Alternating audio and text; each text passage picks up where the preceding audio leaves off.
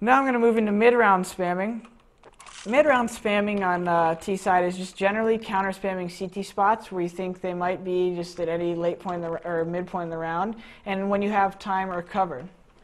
So first off, using timing to spam people can be done in lobby, can be done outside, on the roof, and ramp, and you can use tricks to draw them in for the spam. So I'll show you guys some stuff in lobby really quick here. Sometimes late round, I'll be waiting just back here watching a hut push, and my team's working outside.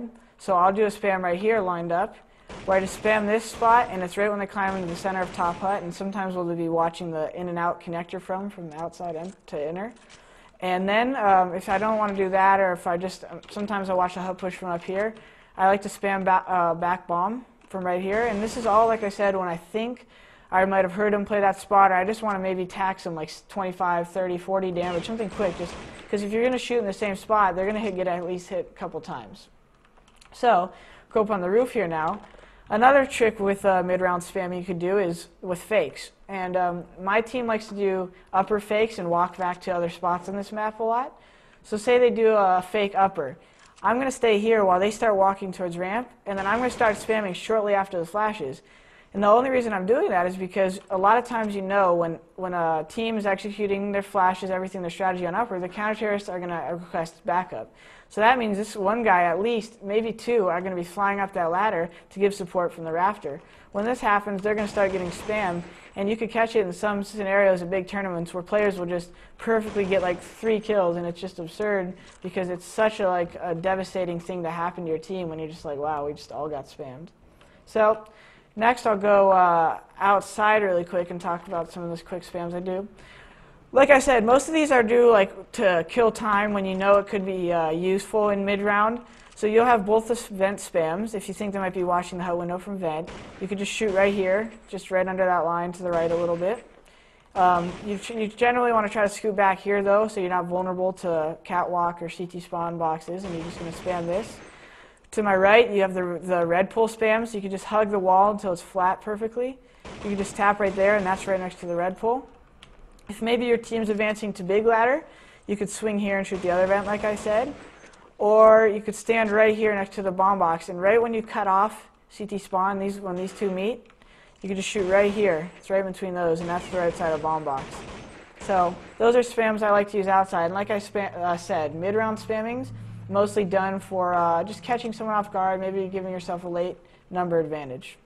I can move on now to after plants, which, after plant spamming revolves simply around knowing good spams lined up with the bomb itself, as well as obviously knowing a time to frag. You need or a teammate to let you know when they're defusing the bomb, or when they're near it. Spamming someone through the wall might seem like a big flashy thing to do, but through doing this through communication and prior just strategizing, this is why it becomes good. It's not just like some flashy trick you have to do every time. So, after plant spamming.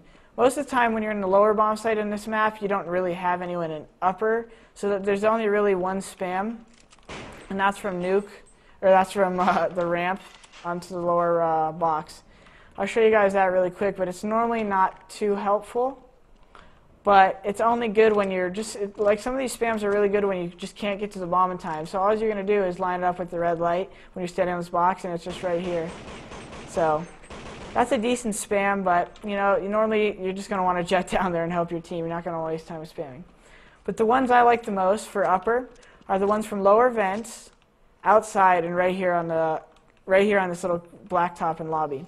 So what you do is this is the second panel from the ladder, I would say, the second full panel, and you just scoot back and you shoot in the bottom area of it. So I'm all the way back, and I just shoot right here in the center of the second panel. So what's that's going to do is you're just going to spam this area basically, and you could hear the hits. And the best way to normally do this is either with a teammate telling you when they're on the bomb from here, or listening yourself, obviously, if you're close enough. But a lot of times you can use a trick where you'll just have a guy vent doing stuff like this, saying, yeah, he's not really on it. You don't need to spam. Yep, he's on it. And then you'll start spamming. So that's really how you're going to want to get your spams going. You're not going to just want to do them when your whole team needs help. You're going to want to do them when you maybe have one guy alive with you, and you guys want to try to secure the round through just teamwork aspect and knowing that spam. Then I'll go lower really quick and show you guys got the vent ones. If you come in vent, you can do a spam right here. And this is also just for the bomb. You just scoot to the left and just all the way outside the vent right here, and it meets right with this X. So that stuff is always pretty simple. You just to memorize it and practice it a couple times. But like I said, its true power comes when you're communicating it with your teammates, and you can let each other know. So that's basically it, guys. This has been an EG Pro Tip sponsored by Kingston HyperX. I'm Jordan Gilbert, and you can check out more videos on www.myeg.net. Thanks, guys. See ya.